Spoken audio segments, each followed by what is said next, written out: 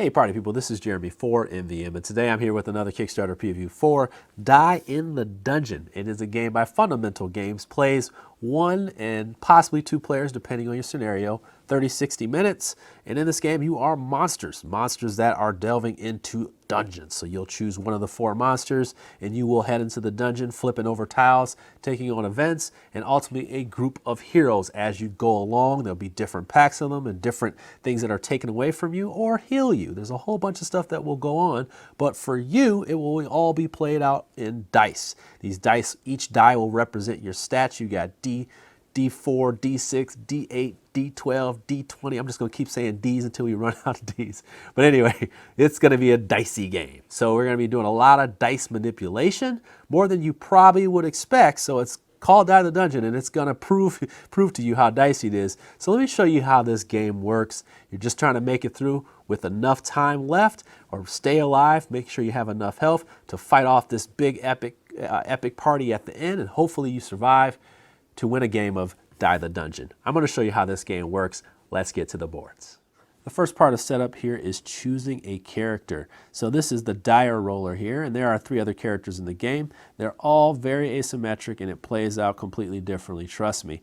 They also have the 4 cards over here and the two abilities on their board. These can be used in and out of combat depending on what it says, and then these are usable one time, and then they're out of the game. Trust me, they're awesome and powerful. You will use your ability die, which will go up round and round, and you will spend them to activate one of the cards when you need to. This is your timing mechanism for the game, a D20, and as this goes down, you will progress through the board, but when this runs out, you lose the game. You also lose the game if you run out of health. Now, there's die right here in the middle. What am I going to do with those? Well, you can do whatever you want to. This is your, you can do whatever you want to. This is your might, your agility, your magic, and your health. Well, I'm going to decide maybe I want to make my agility 6 and my magic 12 because I want to defend against all these wizards and clerics coming in. And then I'll do a D10 for my, I'll do a D10 for my health. And maybe I'll switch these around here. I'm going to go ahead and just use that. Now this is how you're going to defend yourself against the heroes that are out there. I'll show you how it plays out, but these choices truly matter before you even get started. Now, things that can happen to you during the game is you can find these chits in the dungeon. They will give you +2 to your stat. Well, if you're already capped out at the top of the stat for, let's say, this one right here for might, a +2 does nothing for you. So what happens is you can upgrade this die to a D8 because you're going past the number, just like that. And even if you were at 5 and you got +2, you would just upgrade it to the next die, which would put you at a 7 on the D8, kind of like that. And you can't buff up this one to a D20, but there's like different things that go on like that. And you can only have 2 of the same die, so you couldn't have a third D8. And that's basically the run of the setup. But you'll also have things like these little diamond that'll come out that can assist you, and they're out in the dungeon as well. And they add dice to your rolls on top of your rolls. So there's a lot of little things going on here, but we'll show you how combat works throughout the game. Let's go over to the dungeon board and show you how that works. This is the setup for a dungeon. The dungeon is made up of these tiles up here. They're all going to be set up in a specific formation according to this book here. So you're going to look through here and it's going to tell you exactly what you need to do, what level the tiles need to be, because under the tiles are going to have specific levels and different types. So it will tell you what's in here and where they go. It's even some stuff for a 2-player, and I believe there's going to be some custom stuff in there as well. I can't remember that, so do not hold me to that.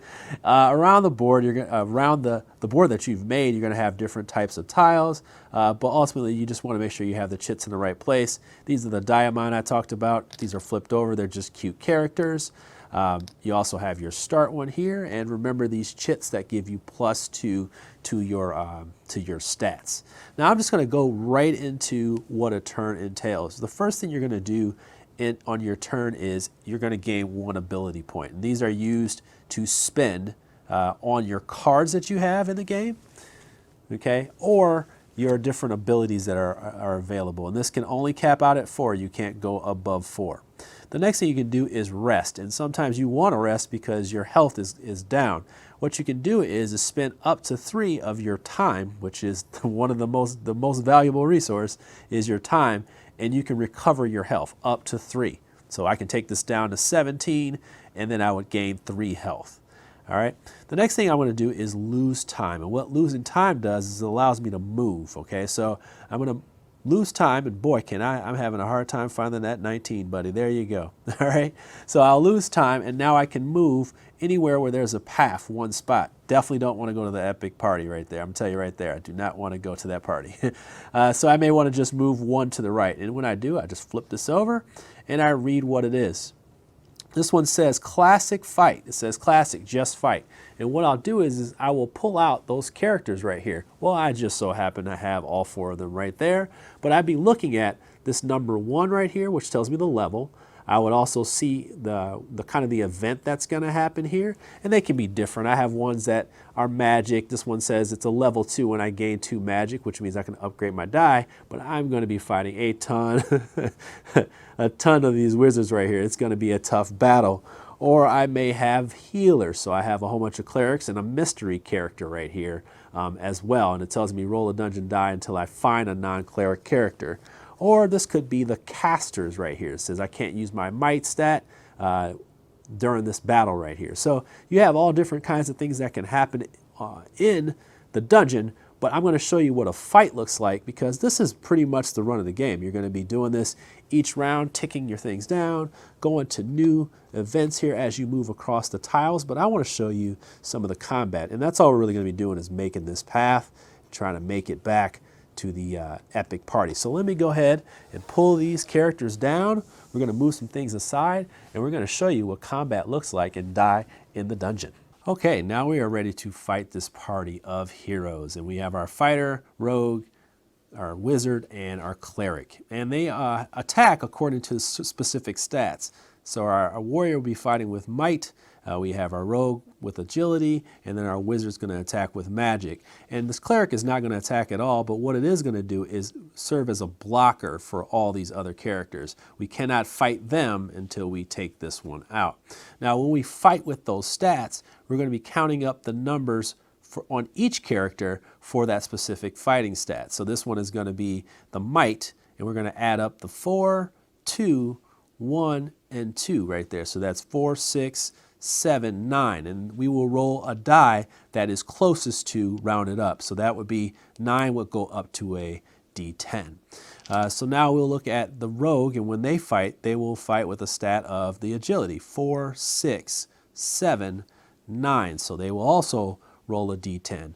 And then when our wizard goes up, they will use magic. So 1, 2, 8, 10. So they're all going to be rolling a D10 when they fight, and they go first if you can't tell.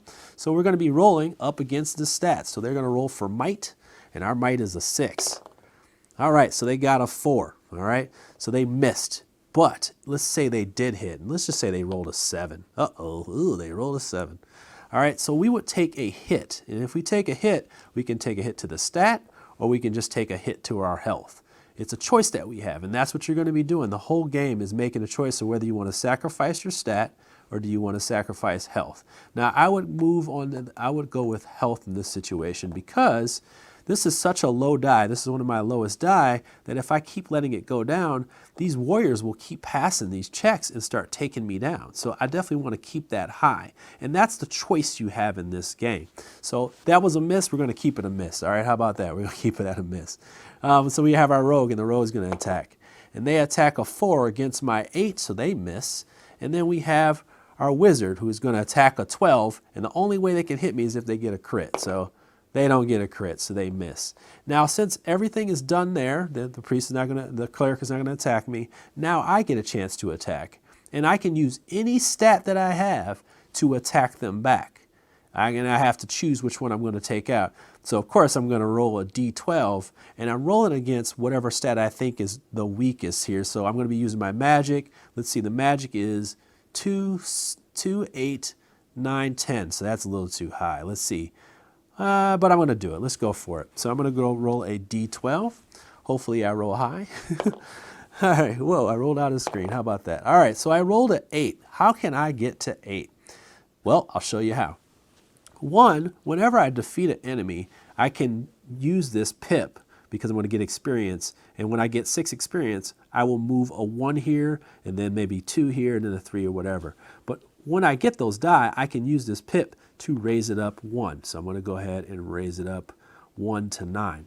I also have the ability to use my stat. So I have this stat right here.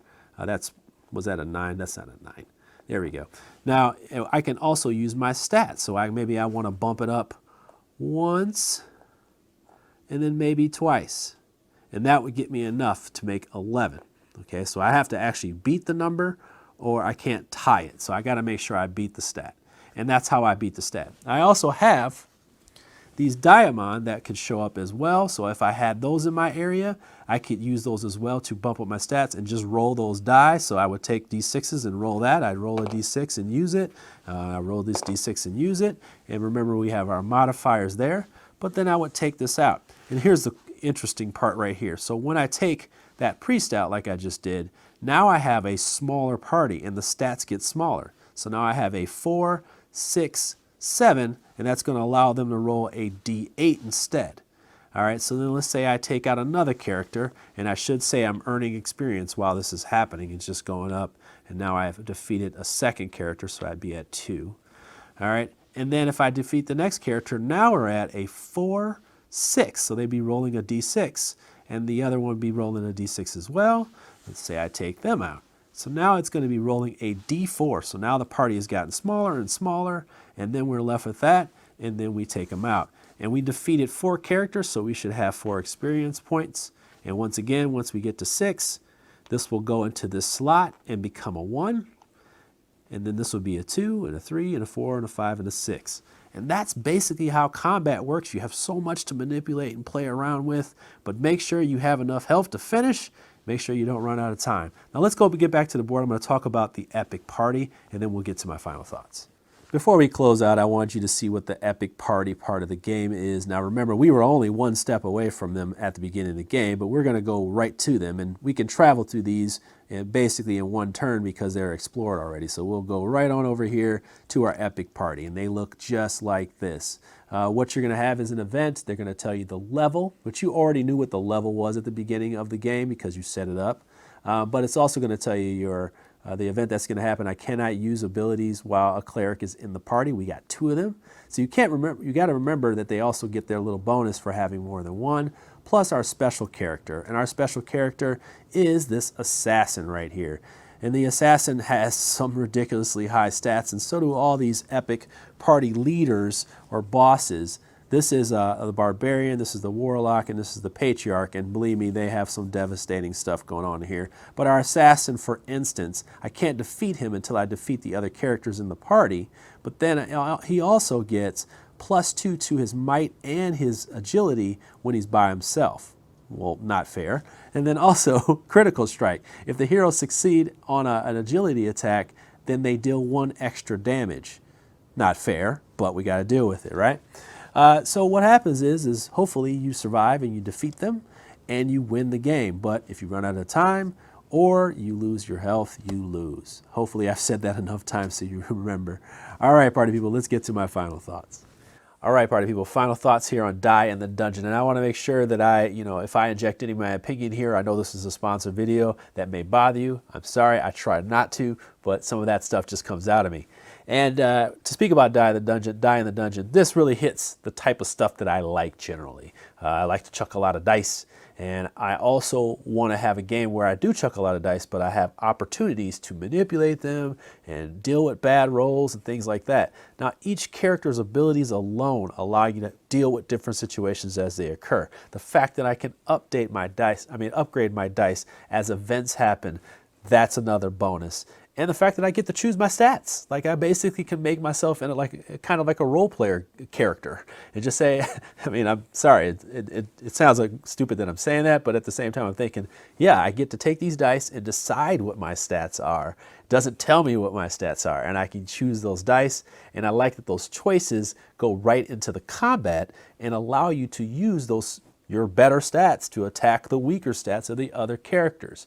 And also that the die gets worse and worse for them as their party gets attacked, and you see it play out and you go, hey, that's pretty cool.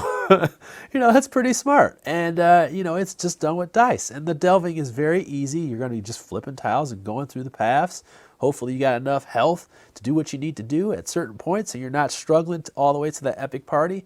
And I do like that this game is punishing, and that's because you have so many things available to you that you can use to kind of get to make it, And sometimes it won't go well because dice are dice. All right, that's how it works, right? But I really want to make sure that you understand that if you're not a person that likes luck and die, this is one of those opportunities where you can see there's a lot of die manipulation and interesting choices, and then you can decide if this game is for you, because I can never tell anybody what to do with their money. And with that, party people, I think I've said enough. I want to thank FunDaMental Games for sponsoring this video, and I'd like to thank you for your time. Hopefully we see you again on MVM. You can always ask questions in the comments below. And with that, party people, you take care and have a wonderful day.